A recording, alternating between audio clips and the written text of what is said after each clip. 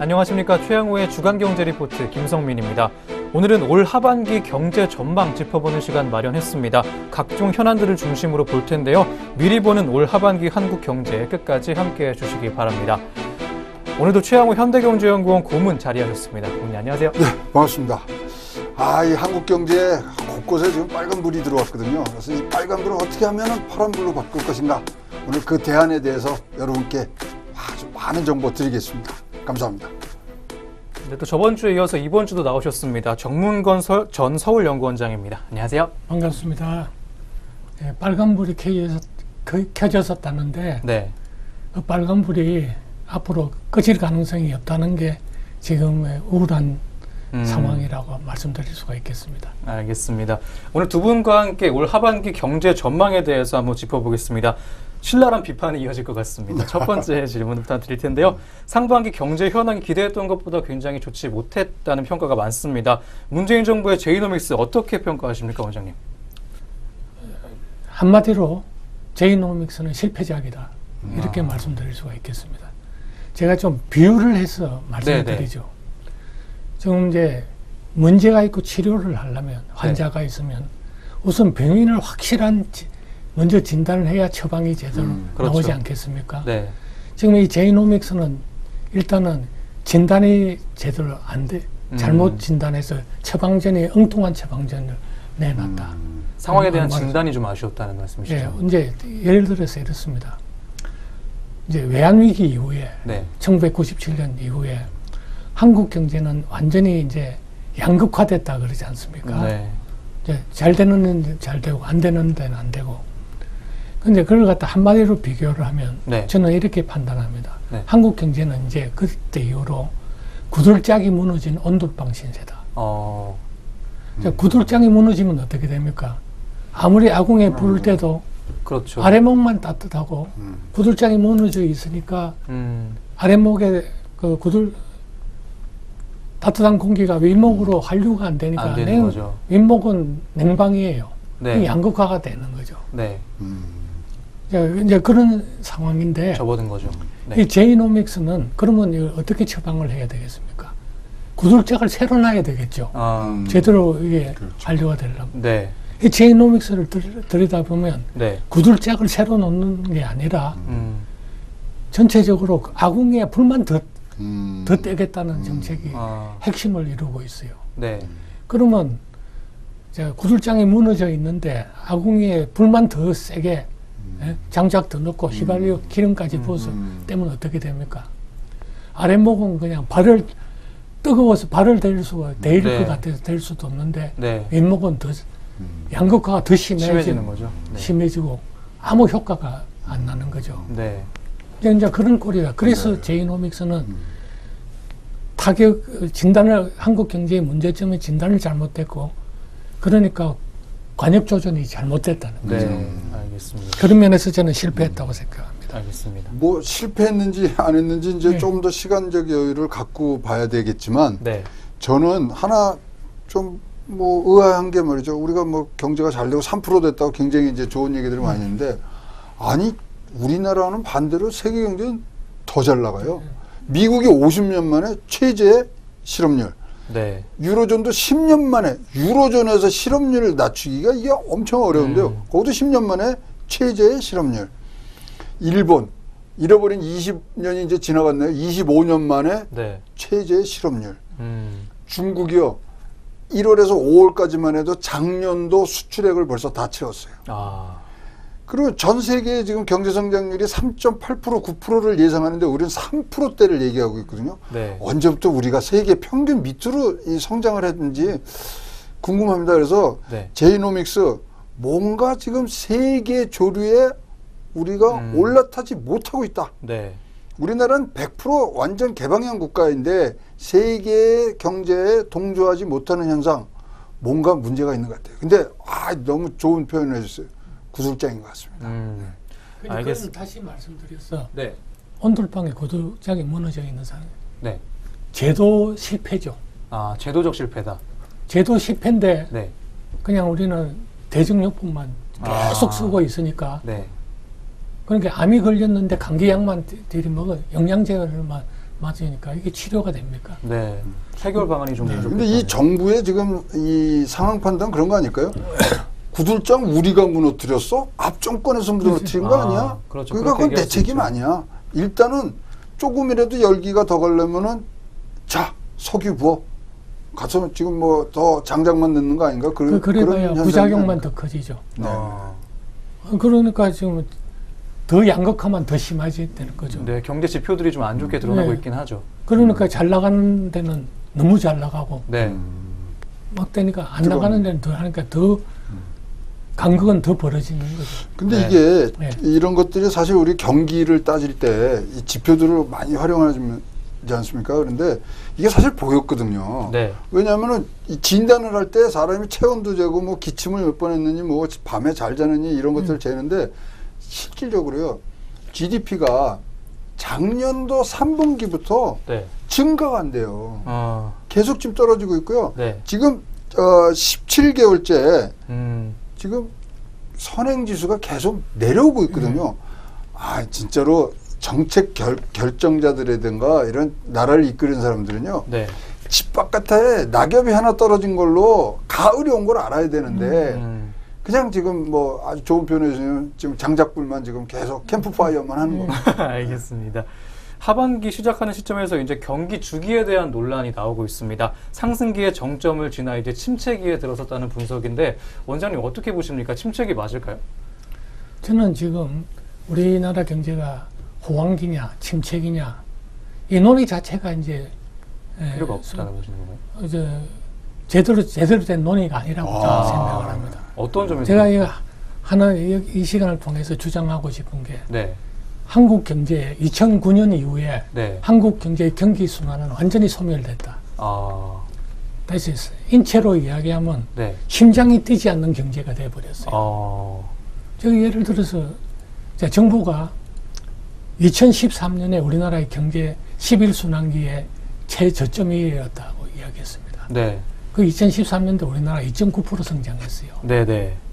자, 이제 그 저점이 지나고 지금 6년 차가 돼 가는데 지금 이제 정점을 논의하자고 얼마 전에 회의를 한 걸로 알고 있습니다. 네. 그 정점을 찍을 수가 없는 거예요. 그때도 지금 올해도 지금 경제 성장률이 2.9, 2.8이에요. 네. 그때도 2.9였는데 그럼 어디다 정점을 찍을 거예요? 네. 어떤 동력이 좀 부족한 상황. 그러니까 왜 그러냐면 자, 경기 순환기를 정하려면 세 가지 조건이 있습니다. 네, 어떤 거죠? 자, 경기 진폭과 주기가 있어야 됩니다. 그걸 명확성 기준이라고. 네네. 그러니까 이제 진폭이 없어진 거예요. 그렇네요. 좋으나 나쁘나 그냥 2에서 3% 수준에서 쭉 행보만 하는 겁니다. 문제가. 네. 진폭이 없어졌어요. 진폭이 없으니까 주기가 있을 수가 없죠. 네. 그러니까 명확성 기준이 맞지가 않는다. 그 다음에 이제 하는 게 네. 확장성입니다. 네. 순환을 하려 그러면 예전에 보면 수출이 잘 되면 공장 가동률이 올라가고 공장 강요율이 올라가면 어떻게 됩니까? 투자를 해야 되겠죠. 그렇죠. 투자를 하게 되면 고용이 늘어나고 그게 또 고용이 늘어나면 소비가 하는 그렇죠. 선순환의 네. 확장성이 있어야 되는데 네.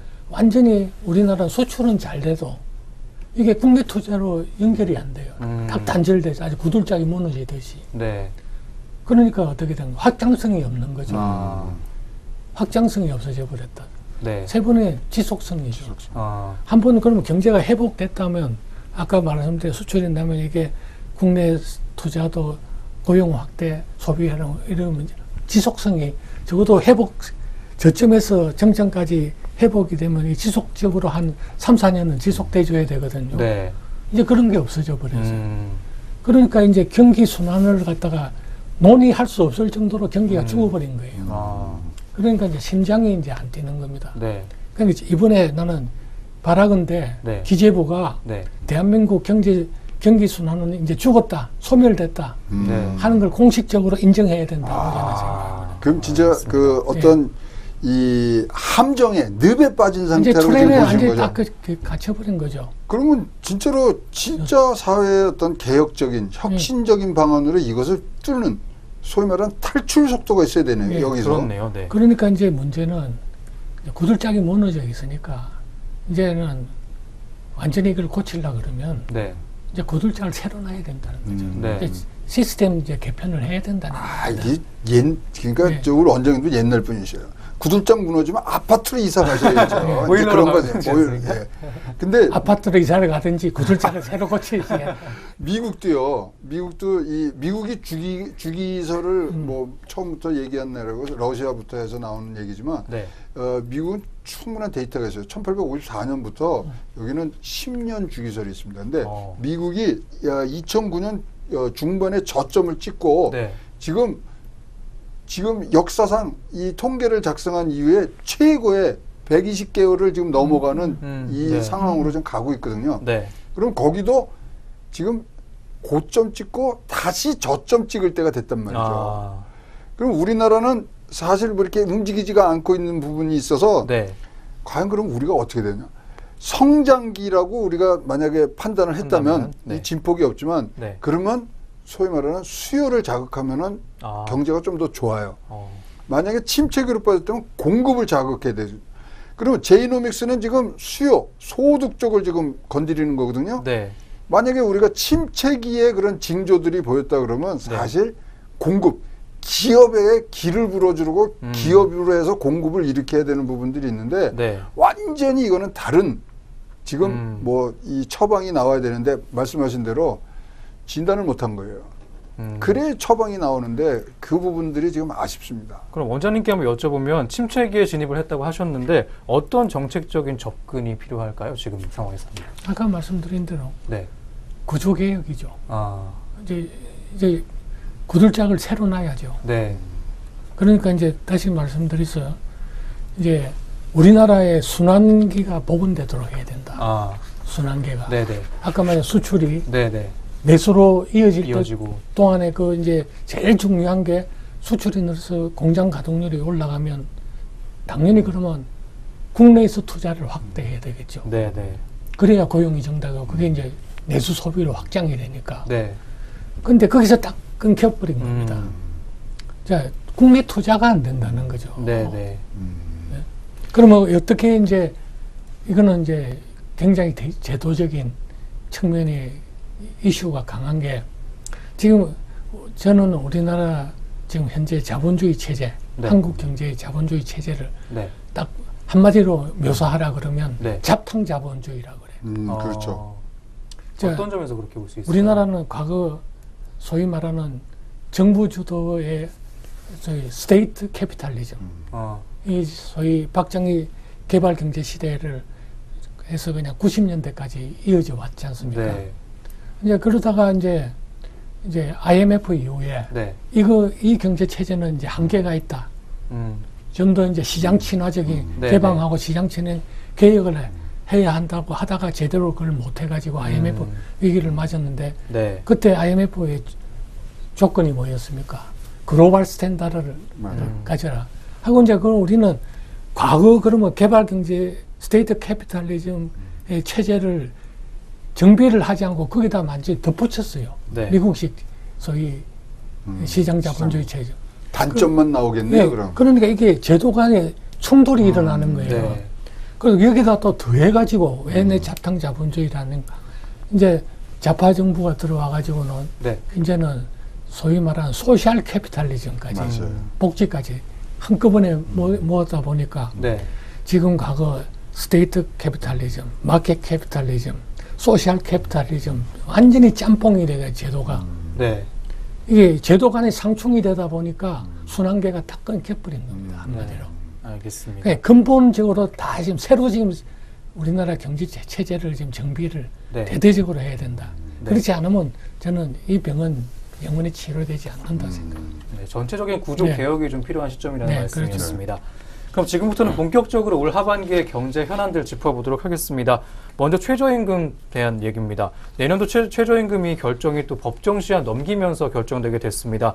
이 논의 과정이 어떻게 돼가고 있나요? 고문님이 말씀해 주실까요? 이제 최저임금위원회에서 결정을 해야 되는데요. 네. 사실 이제 시한은 6월 29일까지로 돼 있지만 이제 법적인 그 20일 공표 시간을 감안하면 7월 16일까지 네. 통과가 되면 됩니다. 근데 지금 뭐 한노총에서 지금 뭐 불참을 하고 있고요. 근데 이제 최저임금위원회는 2번 불참을 하면요. 네. 그 다음에 그 사람들 없이 가결을 해도 법적으로 유효합니다. 그래서 3분의 1씩 이상의 그런 뭐 공익위원 그다음에 사측 노측이 다 나오는 부분들을 이제 명분 쌓기를 해서 가는데 지금 이제 소위 말하는 이 최저임금 이 산입 범위를 그렇죠. 넓혔지 않습니까? 네. 그러니까 거기에 지금 굉장히 반발을 하면서 네. 이러려면 왜 올리느냐 그렇죠. 이런 부분들이 있는데 사실 이제 최근에 굉장히 제 귀를 의심할 정도로 네. 뭐 저로서는 맞는 얘기라고 생각을 했는데 네.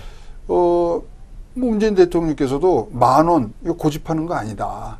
2020년까지 10,000원 올리는 거 고집하는 거 아니다. 이제 이런 말씀들을 하셨기 때문에 네. 여기에 지금 이제 소위 말하는 수정이 좀 가해질 수 있는 부분들인데 네. 지금 이 노조나 이런 네. 노측 분들은 뭐 대단히 반대를 하고 계시죠. 그래서 지금 우리가 지금 52시간 시간제 시간 단축 그다음에 최저임금 이런 것들이 네. 하나하나 개별로 나와서 문제가 되는 거예요. 전체적인 노사정이 모여서 진짜로 대타협을 이뤄야 되거든요. 네. 아니 지금 52시간만 그냥 가면요. 네. 지금까지 했던 포괄 임금제라든가 우리나라 임금 이 체계가 변하지 않으면은 52시간을 받아들일 수가 없어요. 그렇죠. 기본급은 요만큼이고 수당이 이만큼 많았거든요. 그걸로 먹고 살았는데 네. 52시간 들어가면은 제일 걱정되는 게 네. 자기 임금이 줄어드는 문제거든요. 네. 그런 등등을 봤을 때 지금 이제 최저임금 결정이 또 이제 이 시간적으로 임박해서 졸속으로 가면 안 되고요. 네. 현재 정부에서 산입 범위에 준해서 또 진짜 많은 사람들의 속도 조정 얘기를 하고 있기 때문에 네. 그런 것들이 감안된 그런 네. 결정이 나와주기를 바랍니다. 네. 근로시간 단축에 대한 얘기가 나왔으니까 또 이어가 보겠습니다. 근로시간 단축이 저번 주부터 이제 시행이 됐는데 고쳐야 할 점들이 굉장히 많다는 목소리가 많습니다. 원장님 어떻게 보십니까? 근로시간 단축. 이걸 갖다가 네. 너무 아까 성급하게 네. 그리고 일률적으로 한꺼번에 시행하는 데서 이제 문제가 생긴다. 네. 속도의 문제란 말씀이시죠. 속도에 이제 소위 말하면 업종별로 상황이 다 다르고 네. 또 여러 가지 이제 지역별로 상황이 다 다르고 네. 또 산업별로도 그걸 받아들일 수 있는지 없는지 다 다른데 이걸 일률적으로 모든 걸 갖다가 한 기준으로 정해서 하다 보니까 오히려 이제 부작용만 더 네. 이제 가중시킬 수 없는 그런 상황이 아니냐. 네. 근데 아까 최 박사님도 주장했지만 이런 최저임금, 네. 근로시간 이거는 소위 노동시장의 기본적인 걸 갖다 건드리는 거 아니겠습니까? 그렇습니다. 그럴 때는 좀 더 면밀하게 그게 파악이 좀 필요하다는. 상황 파악을 해야 되고 네. 또 그 여건 조성도 네. 하고 난 다음에 네. 그래 시행돼야 될 문제를 너무 급하게 하다 보니까 네. 오히려 부작용만 더 지금 사실 부각되고 있지 않느냐. 급하게 한 것도 있지만 네. 손 놓고 있었어요. 2월 달에 법이 개정됐거든요. 그럼 4개월이나 있는데 아니 지금 와서 김영주 장관 뭐 딴소리 하고 있거든요. 총리가 이거 좀 6개월간 준비가 안 됐으냐 하니까 이거 시행해야 된다. 근데 뭐 대통령도 뭐 말씀하시니까 그게 아니다. 장관 바꿔야 되는 거 아니에요? 이 정도면? 진짜 이거는 아주 치밀하게 해야 돼요. 네. 지금 다른 나라에서 40시간에서 35시간 뭐 이렇게 줄일 때는요. 법 개정이 5개 이상이 들어갑니다. 불란서도 그렇고 일본도 그렇고 그런 거 준비 하나도 안 하고 그냥 이게 줄이면 되는 줄 알고 줄이면은 제일로 피해받을 사람이 누굽니까? 네. 근로자들거든요. 수당이 적어지는데 아니 저녁에 읽는 삶인데 맛있는 걸 못 먹는 저녁 있는 삶이 되는 거죠. 그래서 돈 없는 저녁이 되는 네, 굉장히 이거는 시간을 갖고 해야 됩니다. 우리가 주 5일 근무제 2004년도에 들어갈 때 그때가 기준이 뭐냐면 44시간에서 40시간으로 간 거예요. 네. 10% 줄인 거거든요. 네. 이번엔 68시간을 52시간으로 줄인 거예요. 25%가 줄여요. 네. 그러면 진짜로 4배, 5배 더 노력을 해서 설득을 하고 전체를 알고 있는데, 이거 뭐 준비가 전대로 안 됩니다. 제가 저도 노동 이쪽에 대해서 굉장히 관심을 갖고 많이 공부하고 사례도 많이 취급하는데요. 근로시간 줄이는 거에 대해서 어느 나라든지 당위성과 효율성에 대해서 많이 논란이 있었어요. 네. 그런데 이렇게 가이드라인 갖고 우왕좌왕하는 건 우리나라가 처음이에요. 이럴 수가 없어요. 네. 이게 제가 주 5일제 얘기가 나와서 말씀드리지만 제가 그때 초등학생이었거든요. 5일제로 바뀔 때가. 근데 그랬었는데 그때 제 기억에는 굉장히 좀 순차적으로 진행이 됐던 것 같은데 좀 급한 면이 있는 것만은 분명해 보이는 사실인 것 같습니다. 맞습니다. 그리고 주 5일제 때는요. 토요일 근무하던 하루가 없어지는 거고요. 이거는 매일매일이거든요. 5일간. 그래서 임팩이 더 커요. 느끼는 체감. 네, 그래서 이거 잘해야 되는데, 이게 진짜로 고민 많습니다. 제가 문재인 대통령이 일단 노동부 장관부터 이제 갈고 시작을 할 것 같아요. 알겠습니다. 다음 이슈 한번 더 넘어가 보겠습니다. 글로벌 무역 긴장 우려가 고조가 되고 있습니다. 달러화가 다른 통화 대비 전방위 강세를 보이고 있기도 하고요. 환율도 오르고 있습니다. 원장님이 여기에 대해서 한번 설명해 주실까요? 네, 지금 이제 달러 강세 시대 본격적으로 전개되는 거 아니냐. 네. G2 이제 소위 그렇죠. 무역 전쟁 시대. 네. 근데 이제 그 통상 전쟁의 과거 역사를 보면 한쪽이 완전히 무릎 꿇기 전까지는 네. 끝나지 않았다. 그 이제 대표적인 사례가 80년대 가까운 80년대 미국과 일본의 경제 전쟁을 우리 기억할 수 있죠. 네. 그 당시에 이제 85년도에 프라자 합의를 해서 그 당시에 달러당 230엔 하던 걸 갖다가 1년 만에 반토막을 내버렸잖아요. 네, 130엔인가로. 그러니까 엔화 강세를 유도했죠. 네. 이제 그렇게 된다 보면 이번에 이 기조는 상당히 기조는 달러 강세 기조는 상당히 이제 오래 지속될 수밖에 없지 않느냐. 네. 그러면 지금 시장에서는 금년 하반기까지 달러당 1,200원까지 보는 데도 있더라고요. 네. 네, 지금은 1,130원, 뚫었죠. 1,130원까지 올라와 있는데, 네. 이제 그렇게 되면 사실 한국에는 이게 호재만은 아닌 것 같습니다. 그렇습니다. 원화자라가. 알겠습니다. 그럼 고용시장 문제 다시 한번 빼놓을 수가 없겠습니다. 각종 고용 지표들 한번 짚어봐야 될 것 같은데 고용시장의 그림자가 더욱 짙어지고 있다고 할 수밖에 없는 상황인 것 같긴 합니다. 고문님께서 한번 짚어주시죠. 하반기 고용시장 어떨까요? 근데 뭐 이렇게 표현을 아주 우아하게 하셨어요. 고용시장의 그림자가. 그림자는 무슨 그림자? 고용 참사가 일어나고 있는데. 그렇습니다. 30만 명씩 우리가 증가되던 신규 고용자 수가요. 네. 7만으로 5분의 1로 줄어든 상태예요. 그렇습니다. 뭐 이거 갖고서 우리가 지금 왈가왈가하고 있고 특히 이 정부가 제일 먼저 그리고 제1호 제일 이 정부의 우선순위가 일자리였는데 네. 일자리가 줄고 있는데 뭐 취업자 증가 8년 6개월 만에 최대 감소를 하고 있고요. 네. 그다음에 뭐 나오는 숫자들 다 보시잖아요. 네. 뭐 최저임금이 원인이 됐든 안 됐든 간에 많은 숫자가 지금 줄고 있고요. 특히 지금 뼈 아픈 건요. 5인에서 299명 사이에 네. 일자리 뭐 취업자 이걸 떠나서 17,239개의 기업이 없어졌습니다. 아예 일하고 싶어도 일할 자리가 없는 거예요. 네. 그걸 어떻게 설명할까요? 그렇습니다. 고용 그림자가 아니라 참사가 일어나고 있는데 거기에 대해서 아직도 미련을 못 갖고 최저임금 가고 또 근로시간 단축하고 대통령이 공약사항이라서 꼭 지키실 이유가 하나도 없습니다.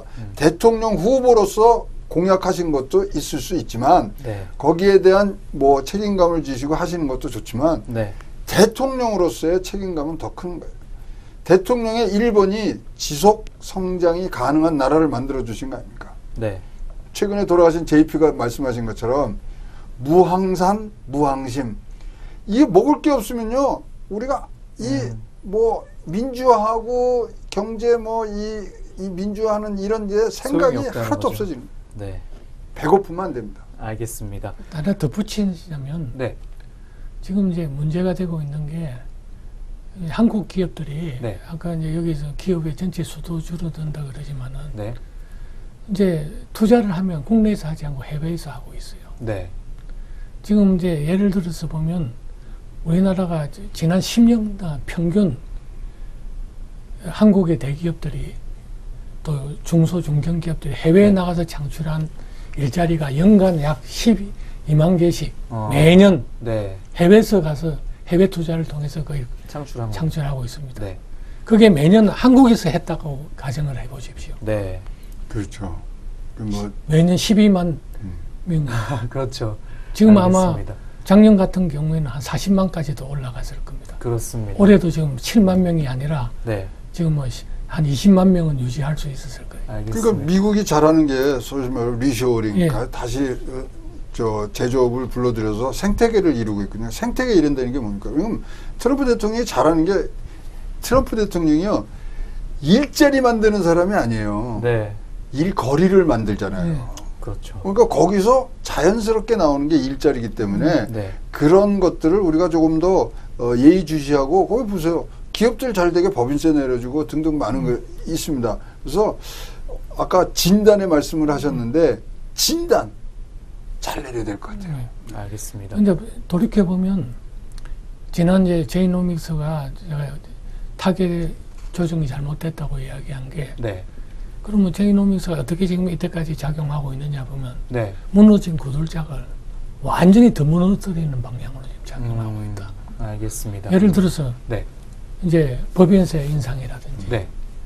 보면 약간 이제 외국에는 트럼프는 그 저기 리쇼링을 위해서 법인세를 대폭 깎아버렸지 않습니까? 네.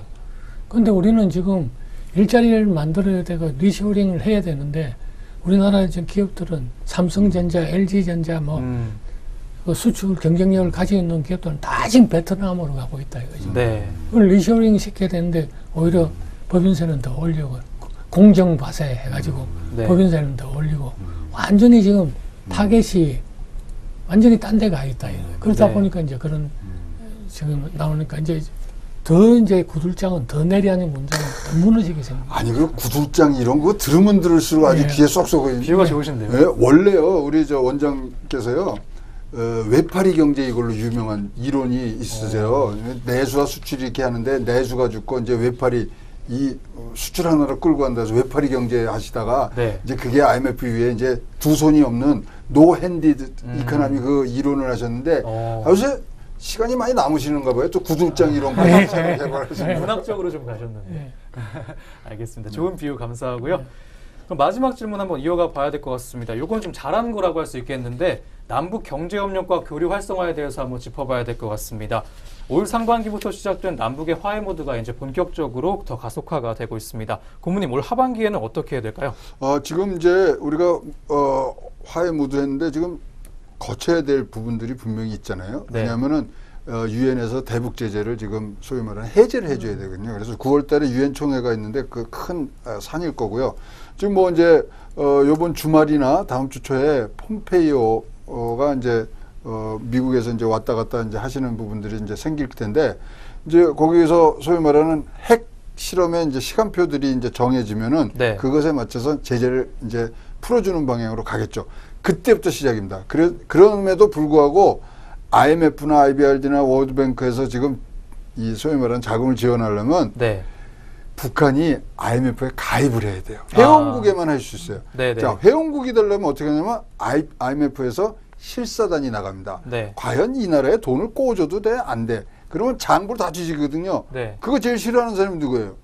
우리 김행커가 좋아하는 김정은 자기 와서 네. 나라를 속속들이 뒤지고 나가면 창피한 거 다 나가고 자기네 그러니까 네. 그게 싫은 거예요. 그렇습니다. 그래서 그런 부분들이 지금 잘 맞아떨어지려고 그러면 사실은 2년 내지 3년 걸리는 얘기이기 때문에 네. 지금은 착실히 준비를 하고 분명히 가을에 가시적인 어떤 부분들이 생겨야지만 모두에게 지금 희망찬 메시지를 주니까 제가 보기에 남북 경협주 굉장히 좋은 테마고 우리나라의 국가 발전 전략으로 이제 갈 수 있는 부분인데 일단은 이번 가을 제가 생각하기에는 지금 중단된 게 몇 개 있죠. 네. 금강산, 그렇죠. 개성공단 이것이 회복되는 것이 제일 급선무라고 생각을 합니다. 알겠습니다. 네, 여기 각종 현안들 중심으로 올 하반기의 경제 전망들 한번 짚어봤습니다. 이어지는 2부에서도 역시 올 하반기 경제 전망 이어가 보도록 하겠습니다. 저희는 2부로 다시 오겠습니다.